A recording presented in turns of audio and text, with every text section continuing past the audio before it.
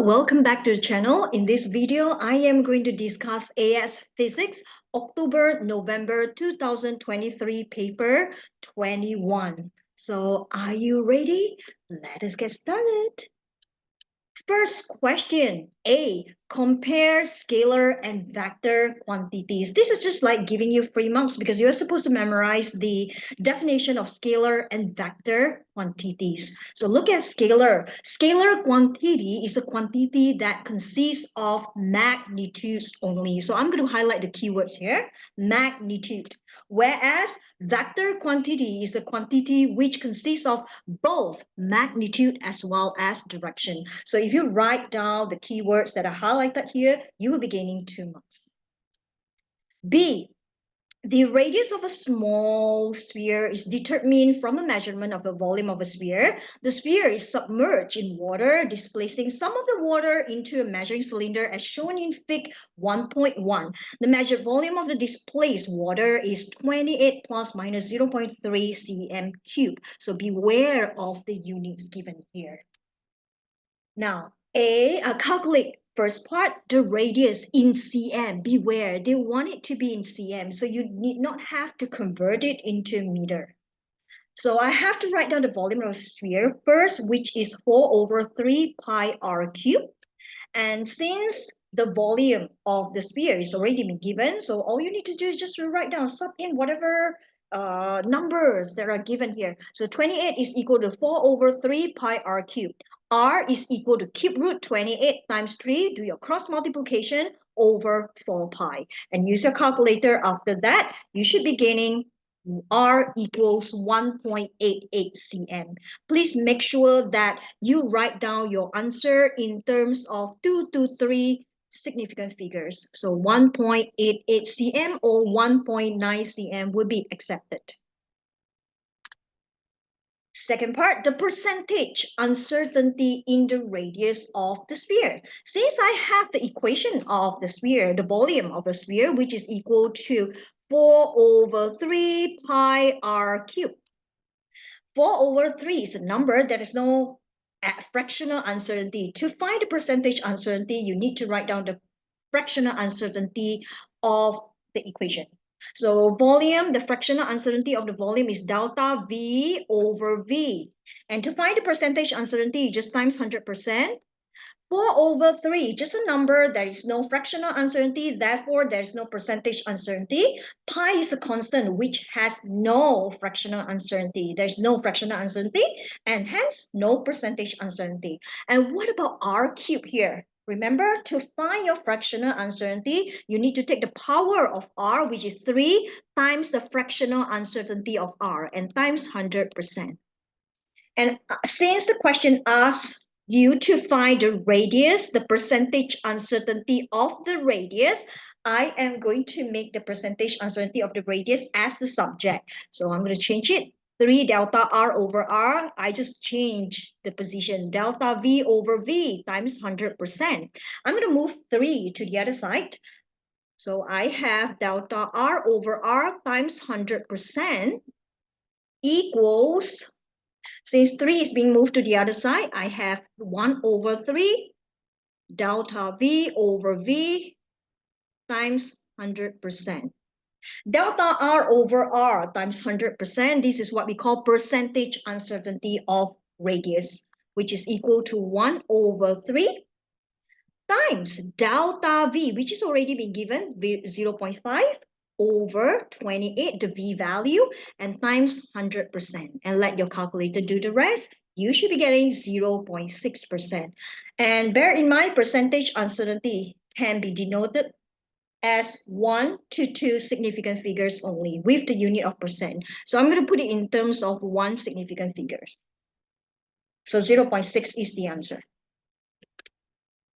Question number 2, a hot air balloon floats just above the ground. The balloon is stationary and is held in a place by a vertical rope, as shown in figure 2.1. The balloon has a weight W of 3.39 times 10 to the power of 4 Newton. The tension T in the rope is 4 times 10 to the power of 2 Newton. Upthrust U acts on the balloon. Density of the surrounding air is 1.23 kilogram per meter cube. A part 1. On Fig 2.1, draw labeled arrows to show the directions of the three forces acting on the balloon. I have the weight which is acting at the center of gravity of the balloon. So I'm going to draw it, which is downwards. And I'm going to put it a symbol of weight, W. And the tension is the force that's trying to oppose the motion of the balloon. So tension is due to the rope that applied to the balloon, which is also downwards because the balloon is trying to float upwards, moving outwards if there's no tension acting on it. So tension is from the rope, which is T, and the upthrust force is the floating force due to the difference in pressure. So I'm going to put it here. This is my upthrust force here. Here. And second part, calculate the volume to 3 significant figures of the balloon. So how do we calculate the volume? First of all, I need to form an equation. Since I have already labeled all my forces here, I go back to the previous slide. This is a very important point that they give you here. Is a hint here. The balloon is stationary. What do they mean by stationary? That means all the forces that are acting on the balloon is balanced. So the resultant force acting on the balloon is equals to 0.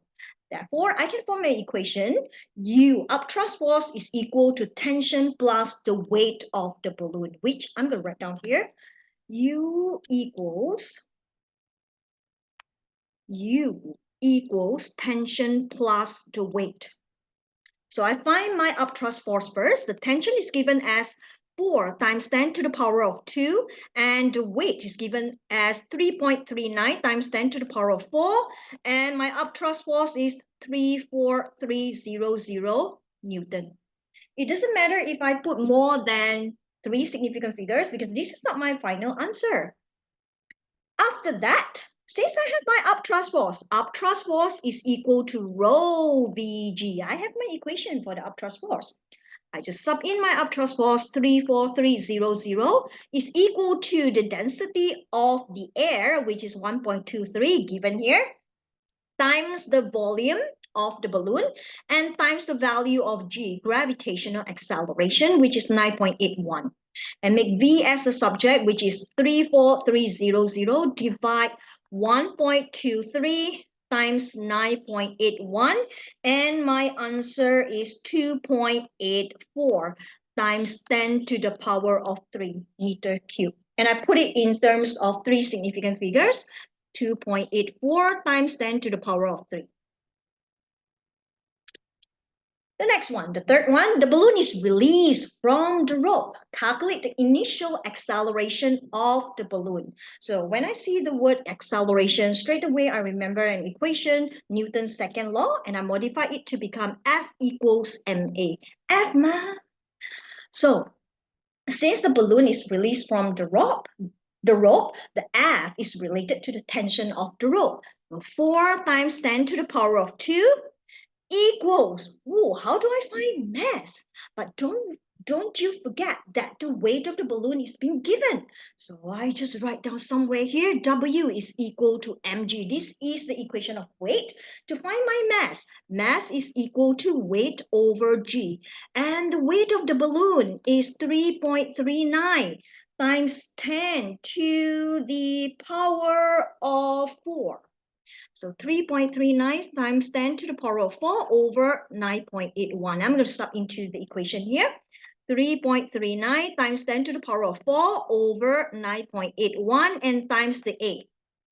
And I'm going to make A as a subject. A is equal to 4 times 10 to the power of 2 times 9.81 divided by 3.39 times 10 to the power of 4, and my A is equals to 0.116 meter per second squared. So the answer is 0.116, which is in terms of three significant figures. B, the balloon is stationary at a height of 500 meters above the ground. A tennis ball is released from rest and falls vertically from the balloon. When I see release from rest, I love to put this U equals to 0. And a passenger in the balloon uses the equation V squared equals U squared plus 2AS to calculate that the ball will be traveling at a speed of approximately 100 meters per second when it hits the ground.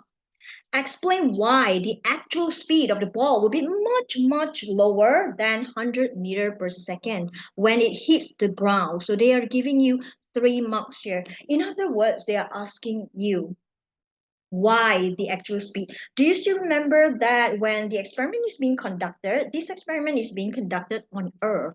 So you cannot get rid of air particles. So air resistance will be acting on the balloon at the same time. So you have to recall how the terminal velocity is being reached. That will give you a little bit of clue there. So the answer is due to the air resistance, which increases as the speed of the ball increases, the resultant force acting on the ball will decrease to a value which is less than the weight of the ball. And due to the resultant force being decreased, acceleration of the ball will be decreasing as well to a value which is less than 9.8 meters per second square. So that's the answer. Now, see part 1. Before the balloon is released, the rope holding the balloon has a strain of 2.4 times 10 to the power negative 5. The rope has an unstretched length of 2.5 meters. The rope obeys Hooke's law. First part, show that the extension of the rope is 6 times 10 to the power negative 5 meters, and they give you only 1 mark.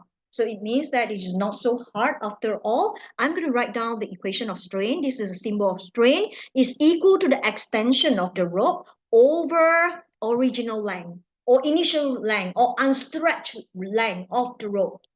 So the strain is being given 2.4 times 10 to the power negative 5. Extension is the one that I have to calculate. And initial length or unstretched length is 2.5.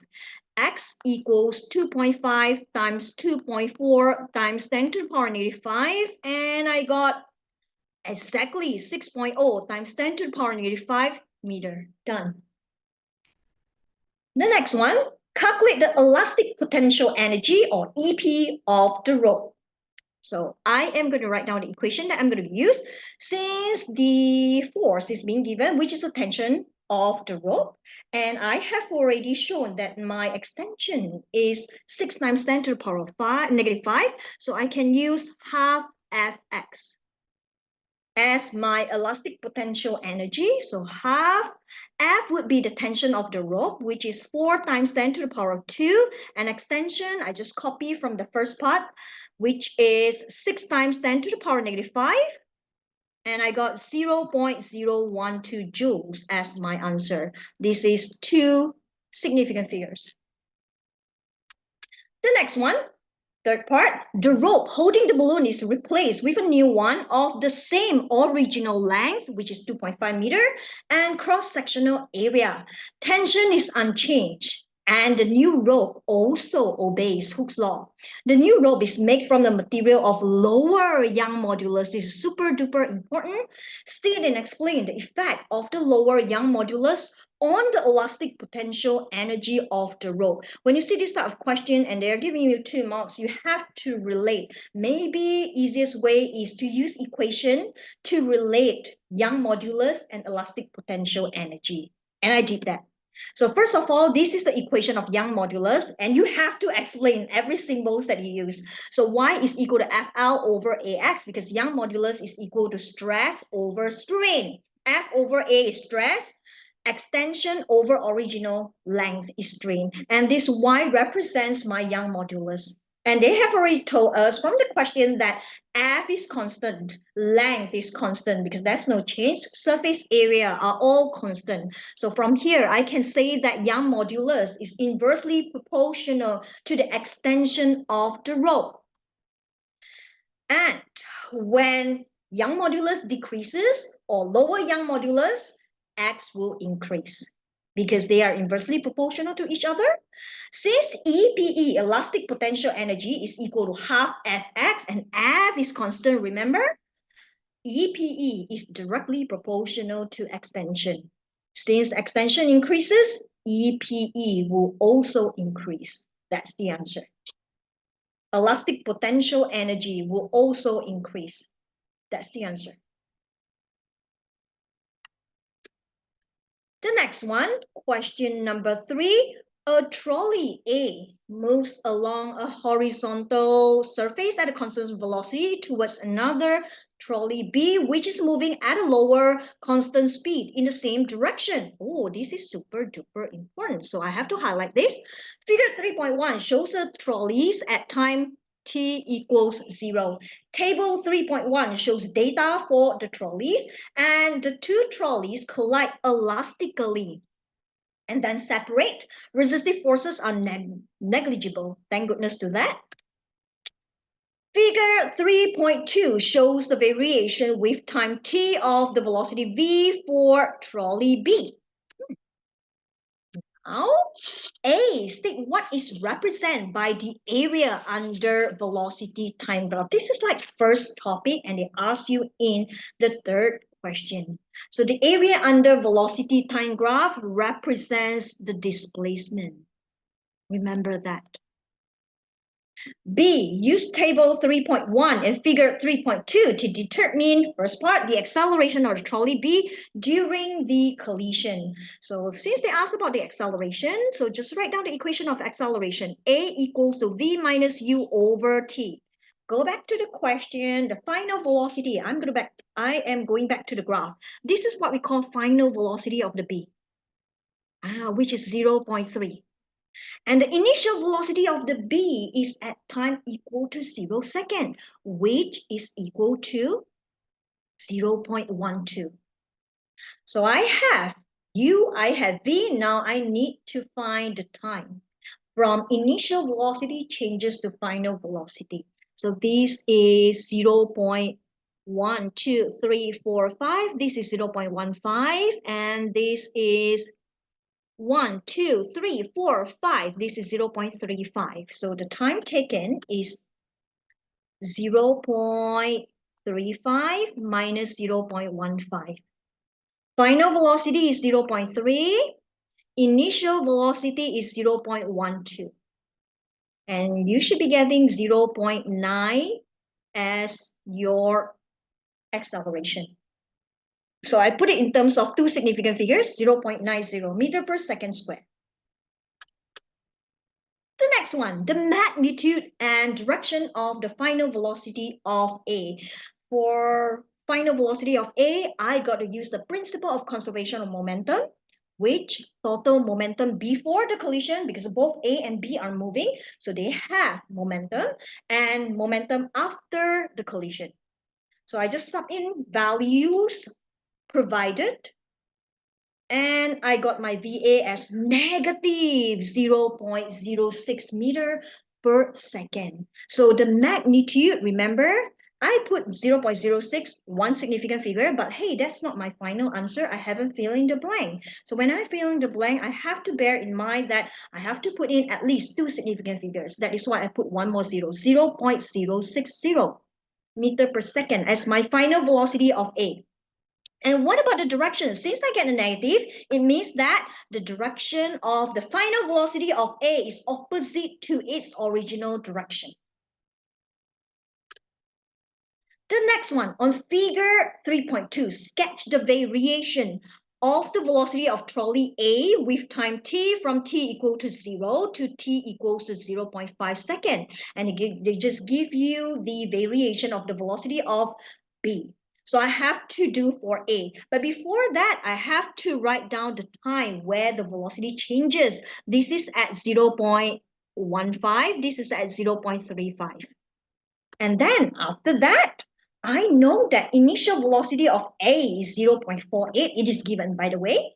And the final velocity of A, because it changes the direction, and velocity is a vector quantity. So since it is negative, you have to plot it at the negative axis. So I got initial and I have the final. This is a final. This is an initial. This is the final velocity of A. Initial velocity of A. And what happened after that? I just take my ruler, just join between the 2 points. And this is the graph. Number 4, state the principle of superposition. They give you 2 marks here. First of all, you have to write down that in order for the principle of superposition to occur, 2 or more waves have to meet at a point. Meet at a point is a keyword. The waves must be meeting each other, else principle of superposition is no longer valid. So when they meet, the resultant displacement, this is a vector, is the sum of their individual displacement. This is another keyword, sum of the individual displacement. So if you write down all the keywords that are highlighted here, you'll be getting 2 marks. B, coherent light is incident normally on 2 identical slits, X and Y. The diffracted light emerging from the slit superposes to produce an interference pattern on a screen positioned at a distance of 1.5 meter from the slits. Fig 4.1 shows the arrangement and the central part of the interference pattern of bright and dark fringes formed on the screen. The separation of the slits is 0.65 mm, and the distance between the centers of adjacent bright fringes is 1.7 mm. So they gave you the diagram, which is very, very kind of them. You have to calculate the wavelength, lambda, of the light. Since this is about interference, all you need to do is just to write down the equation of interference. Lambda is equal to AX over D, where A is the separation between the 2 slits, X is the separation between 2 bright fringes, and D is the distance between the slit to the screen. So I'm going to sub in my value. This is 0.65 mm. I have to change it to meter. And the distance between the adjacent bright fringes is given as 1.7 mm as well. I have to change it to meter over D, which is 1.9. And I got 5.82 times 10 to the power of -7 meter as my lambda. This is 3 significant figures. 5.82 times 10 to the power of -7 meter. C, light waves from slits X and Y in B arrive at a point between adjacent bright fringes on the screen. Figure 4.2 shows the variation of displacement with time for the waves arriving at point where they meet. A student makes 2 statements about the waves at this point. Statement 1, the phase difference between the waves is 90 degrees. And statement 2, the amplitude of the resultant wave is 0. Let us look at the question. First, explain how statement 1 is correct. That means statement 1 is really correct. You have to explain why it is correct. First of all, you have to write down, I write down, how do I find the phase difference? This is the equation of the phase difference over a number of complete oscillation, which is 360 degrees, is equal to T. T is a time difference over a period. So I look back at the graph. Look at, this is different by 1/4 period. So because this is time, 1 complete oscillation is 1 period. So this is a quarter of the period. So the explanation is waves times difference is 1/4 of the period.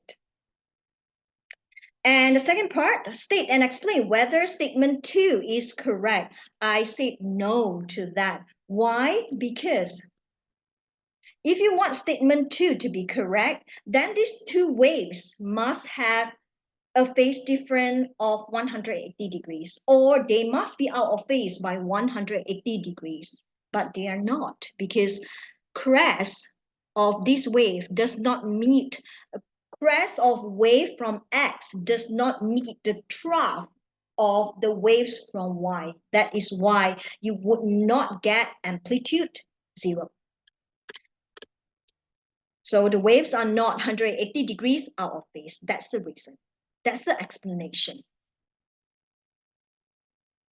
D, the width of each slit in B is decreased by the same amount. There is no change to the separation of the slits. It is just that the width, it becomes thinner. Describe and explain the effect, if any, of this change on the appearance of the interference pattern. So I'll say that more diffractions will occur as the waves will be more spread out. So when the waves spread out, what happens to the brightness of the wave? Because we are more concerned on the bright fringes, right? So since the waves are more spread out, less intensity, that is the reason why the bright fringes are less bright. Question number 5, a train travels at a constant high speed along a straight horizontal track towards an observer standing adjacent to the track as shown in figure 5.1. The train sounds its horn continuously as it approaches the observer from time t equals to 0 until it is well past the observer at time t equals t2. The train passes the observer at time t equals t1. The horn emits a sound wave at constant frequency fs. On Fig 5.2, sketch the variation of the frequency of the sound heard by the observer with time t from time t equals to 0 to t equals to t2. 1 mark will be given. So from T1 to T2, when the train is leaving the stationary observer, the frequency heard by the observer will be decreasing to a value which is lower than the frequency of the train emitted by the train itself. So this is a graph. So these are the 2 lines that you are supposed to draw in order for you to get the full mark. B, at a particular time, the sound waves at the observer have an intensity of 4.7 times 10 to the power negative 3 watt per meter square. The waves at the observer are incident at right angles on a circular detector of radius 2.8 cm. Calculate the power P of the waves incident on the detector. Now we have to recall the equation of intensity. Intensity is defined as power per area. And since we are asked to find the power, I am going to make my power as a subject. Power is equals intensity times area. Intensity is given, which is 4.7 times 10 to the power negative 3. And what about the area? This is a circular detector, remember? Therefore, the area will be the surface area of a circle, so which is pi r squared. So 4.7 times 10 to the power negative 3 times pi times, this is 2.8 cm. You have to be aware of that. Look at the unit of power. It must be measured in watt. So you have to change your cm to meter. You have to take 2.8 divided by 100, or just write 2.8 times 10 to the power negative 2 because cm is one of the prefixes. Just square it. And you should be getting 1.16 times 10 to the power negative 5 watt as your final answer. Or you can round it off to 2 significant figures, which is 1.2 times 10 to the power negative 5. No problem with that. So I'm going to write down my answer, 1.16 times 10 to the power negative 5.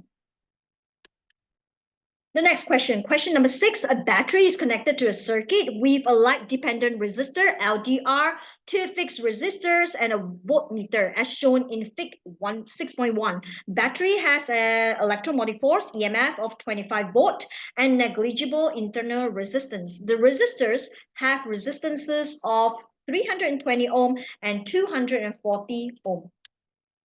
A, the voltmeter displays a reading of 16 volt.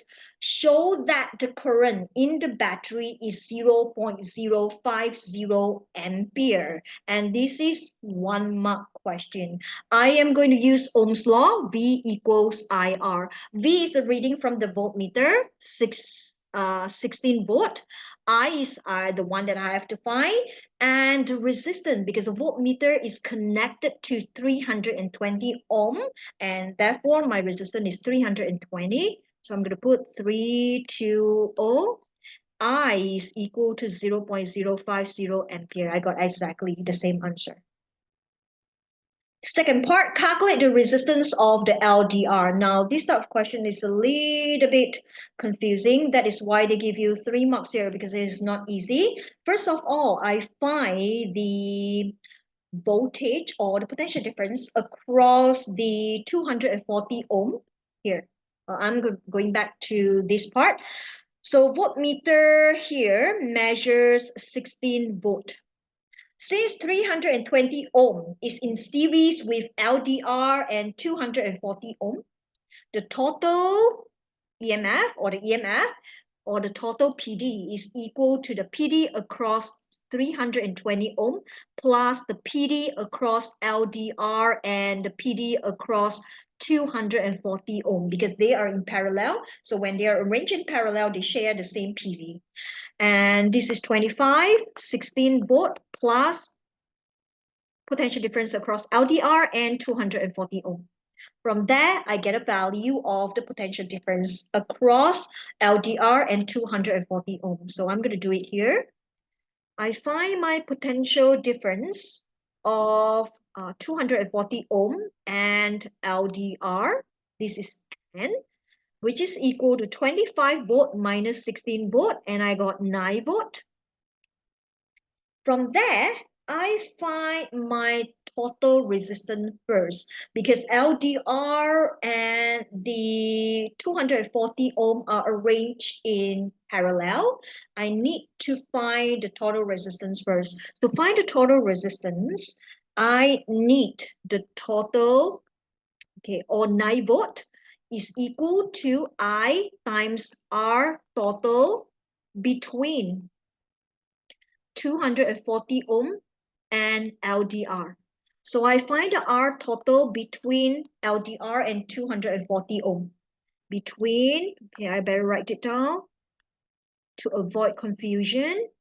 So it's equal to V. V across LDR and V across 240 ohm is the same, which is 9 volt over current.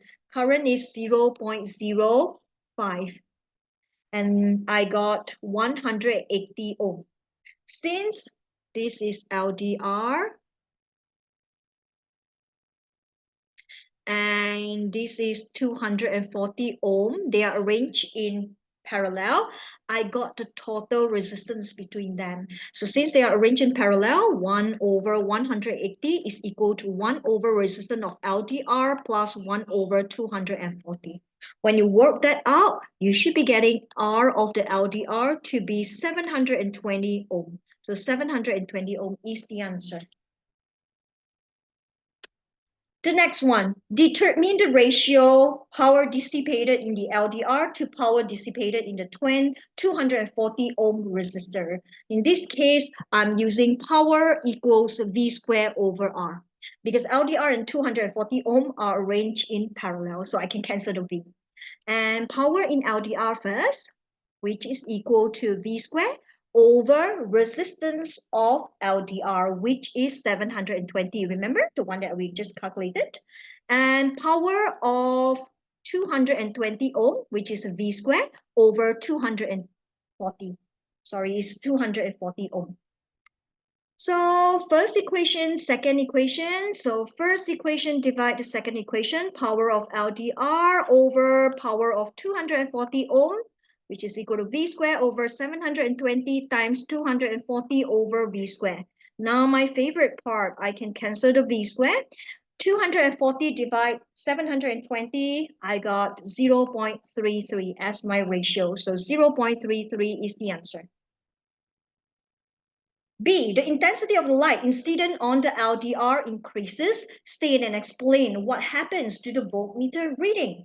So in this case, you have to know that how the intensity could affect the LDR. So when the intensity of the light increases, the resistance of the LDR would decrease. So when the resistance of the LDR decreases, if you have a problem with this, I strongly suggest that you submit a number. So since this is LDR, initially the resistance of the LDR is 720 and this is 240 ohm. So the total resistance between LDR and 240 ohm is equals to 180 ohm, remember? So if you face the problem with you are confused whether what happens to the total resistance of 220 ohm and LDR once the resistance of the LDR decreases, you can also sub in any numbers. Let's say resistance of the LDR decreases. Let's say decrease to a value of maybe 500, just say, or 400. So you find the total resistance, which is a 1 over 240 plus 1 over 400, and then you just invert it and get your calculator to do the work for you. So 1 over 240 plus 1 over 400. You just decrease to a value that you like. And I got 150 compared to 180. Could you see that? So when the resistance of the LDR decreases, let's say decreases to 400, the total resistance will also decrease. And what happened? But the total EMF is still the same. There's no changing of battery or power supply. Therefore, the total EMF depends on the PD across 320 ohm and the PD across LDR as well as 240 ohm. So current is constant because when you combine the LDR and 240 ohm, this is a series circuit. And by Ohm's law, potential difference is directly proportional to the resistance. Since the potential difference across LDR and 240 ohm decreases, and this total EMF is still the same, therefore, the potential difference across 320 ohm must increase. Hence, voltmeter reading increases. That's the reason. Now, number 7A, the results of the alpha particle scattering experiment led to the development of the nuclear model for the atom. State the results that suggested that most of the mass of the atom is concentrated in a very small region and most of the atom is empty space. This is like stating the result of the alpha particle scattering experiment. So I said that most of the alpha particles pass through undeflected. Why? Because there's nothing in the atom, there's only vacuum. And a few, 1 out of 8,000 alpha particles will be deflected at 180 degrees. So that's the answer. B, state the composition of gamma radiation, or what is the nature of gamma radiation. So gamma radiation is electromagnetic radiation. C, the table 7.1 lists the names of 3 particles and possible classifications for them. Complete table 7.1 by placing ticks in the boxes to indicate the classification that apply to each particle. Neutrino is called lepton because it is a particle that cannot be subdivided. Neutron, on the other hand, it is a hadron, or you can put it as a baryon. So it is a hadron because hadron can be subdivided into baryon and meson. So baryon contains 3 quarks. What about positron? It is lepton. And D, the discovery of the particle with an unusual charge was an important step in the development of the theory of quarks. Particle is a hadron with a mass of 2.19 times 10 to the power negative 27 kilogram and a charge of positive 2e, where E is an elementary charge. Calculate the mass in U of the particle. Give your answer to 3 significant figures. Remember, they want 3 significant figures. So check on the second page of your question paper. 1U is equal to 1.66 times 10 to the power negative 27 kilogram. Therefore, the mass of 2.19 times 10 to the power negative 27 kilogram. Just do your cross multiplication. 2.19 times 10 to the power negative 27 over 1.66 times 10 to the power negative 27. And you should get 1.32. U as the mass in U. 1.32 is 3 significant figures. The end. And the second part, determine a possible composition of a hadron. Hadron contains of 3 quarks, remember, with a charge of positive 2e. Explain your reasoning. So I would say the easiest one, you just put U, U, and U, because Up quark, and up quark. Why? Because one up quark is equal to positive 2 over 3u. So positive 2 over 3, 2 over 3e, not u, sorry. This is 1 up quark plus positive 2 over 3e plus positive 2 over 3e. And I got positive 6 over 3e, which is equal to positive 2e. That's all. So that's the end of the paper discussion. Stay tuned for more recent papers discussions. And thank you very much. And if you think that if the video is useful, please do support me by subscribe to my YouTube channel. Thank you very much for watching and see you in my next video. Bye.